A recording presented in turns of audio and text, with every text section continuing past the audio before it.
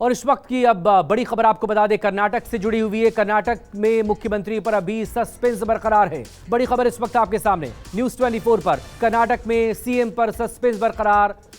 दिल्ली में कांग्रेस आला कमान के साथ इस वक्त सस्पेंस बरकरार है। लगातार मीटिंग का दौर चल रहा है, एक के बाद एक बैठकें दिन भर भी हमने देखी, दिन भर मीटिंग्स वहां पर चलती रही, लेकिन अभी तक इसका कोई नतीजा नहीं निकल पाया है। लेकिन दिन के वक्त में जो कर्नाटक के कांग्रेस प्रभारी हैं रणदीप सिंह सुरजेवाला, वो जरूर सामने आए थे और दावा उनकी तरफ से किया गया था जल्दी सब कुछ साफ हो जाएगा।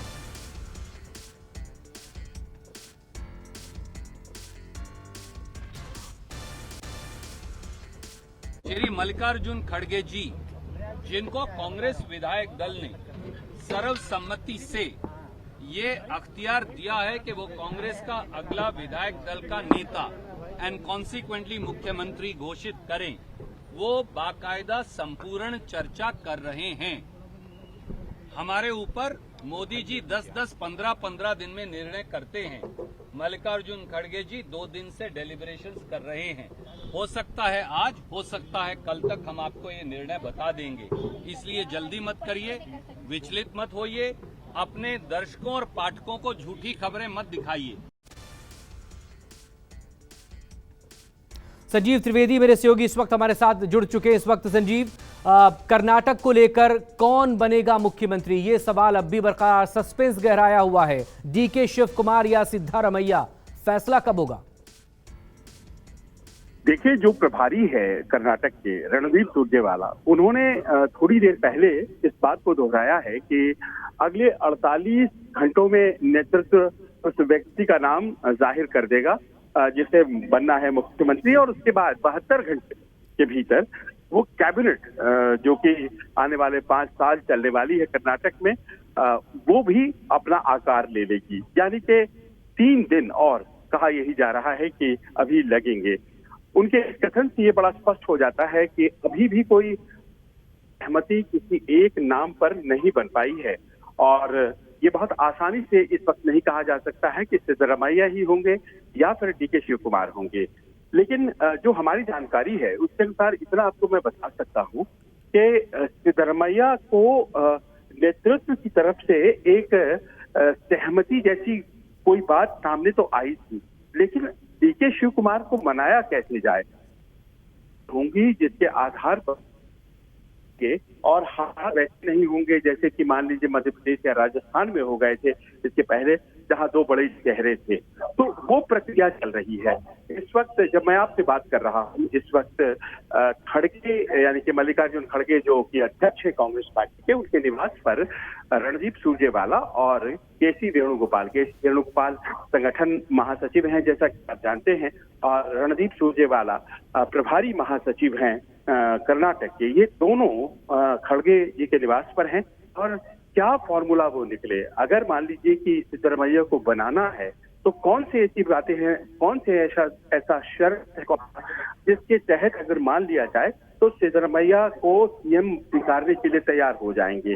तमाम फॉर्मूले पर विचार हो रहा है, लेकिन आखिरकार कौन सा फॉर्मूला फाइनल होता है ये मेरी जानकारी है कि हो सकता है कि ये भले ही 48 घंटे का समय दिया जा रहा हो, लेकिन कल तक में एक नाम सामने आ जाएगा, क्योंकि कांग्रेस पार्टी की किरकिरी हो रही है। इस बात का अंदाजा कांग्रेस को है। जी, तो कल की सुबह यानी कि कोई फैसला लेकर आ सकती है। आज का दिन तो हो चुका, क्योंकि ये दावा भी किया गया था 2 दिन के वक्त में लगातार, चूंकि सवाल गहरा रहे थे और अलग अलग जो खबरें सूत्रों के हवाले से आ रही थी, आखिरकार सुरजेवाला को सामने आना पड़ा और बहुत अच्छे से उन्होंने डील भी की।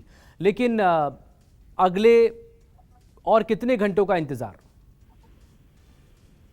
यहाँ देखिए, ये तो अपने आप में एक चौथा दिन है, तो जिस तरह से खिंच रहा है मामला, ये बहुत अच्छी स्थिति तो नहीं ही कही जा सकती है।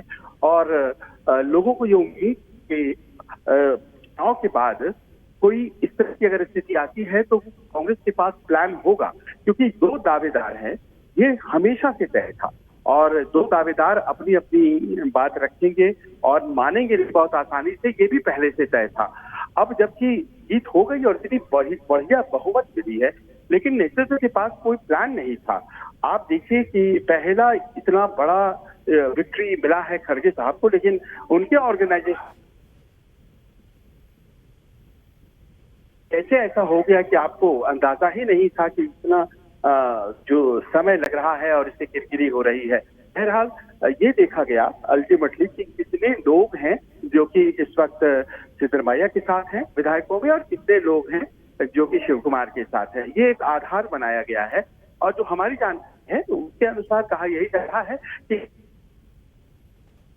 को एज है, यानी कि सिद्धरमैया के पास कुछ ज्यादा समर्थक हैं विधायक दल में ही, तो कायदे से उनका दावा मजबूत होता है। लेकिन शिव कुमार का ये कहना है कि ये कैसी बात हो गई, चुनाव यहाँ थोड़ी लड़ा जाएगा, चुनाव तो फील्ड में लड़ा गया है, सारे 135 हमारे हैं, क्योंकि सभी की जीत में हमने कंट्रीब्यूशन किया है। तो मुझे इस बात पर आप कैसे कह सकते हैं कि आप काबिल नहीं हैं, आपको ये गलत है इस तरह से अगर हमारे साथ होता है। उनकी बातों में भी दम है, और सामने 2024 के देखिए चुनाव हैं, और इस तरह की अगर किरकिरी होती है तो फिर 2024 के चुनाव प्रभावित होते हैं, ये बात अपने आप में सच है। और वहां बस संजीव जी बने रहिए, बने रहेगा, बहुत एक रिपोर्ट आपको दिखाते हैं इसी पर। Wherever is the Congress top in their respective 200 seat or something, what we have already calculated. Let them fight, we will give support, no, nothing is wrong. But they have to see that they have to support the other political party also. I am giving you the support in Karnataka, but you are fighting against me every day. It should not be the policy. It is for everybody. If you want to get some good things, then you have to sacrifice yourself also in some area.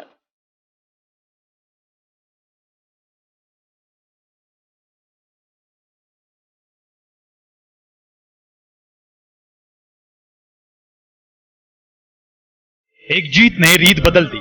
Karnataka में कांग्रेस की प्रचंड जीत से दीदी की तिरछी नजरें सीधी हो गई। कल तक हाथ के साथ से कन्नी काटने वाली ममता बनर्जी कांग्रेस को समर्थन देने को तैयार हो गई, लेकिन शर्त ऐसी रख दी जो कांग्रेस को गवारा नहीं हुई। पश्चिम बंगाल की नुमाइंदगी करने वाले वरिष्ठ कांग्रेसी और लोकसभा में विपक्ष के नेता अधीर रंजन ने दीदी की शर्त को गर्त में डाल दिया। बड़ी निर्ममता से ममता की पेशकश को ठुकरा दिया। बिल्कुल लड़ेंगे, बंगाल में क्यों, हर जगह लड़ेंगे जहां जहां जरूरत पड़ेगी हमें।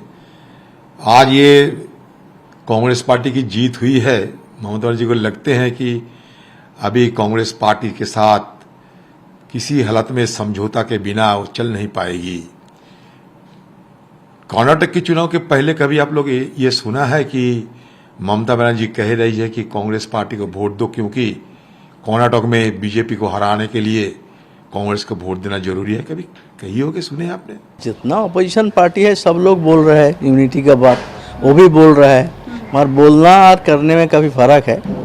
देखना है असल टाइम जब आएगा क्या क्या कौन कितना करते हैं। तो बार बार बोला मिलकर ही लड़ेंगे, मगर कभी मिलकर नहीं लड़ा।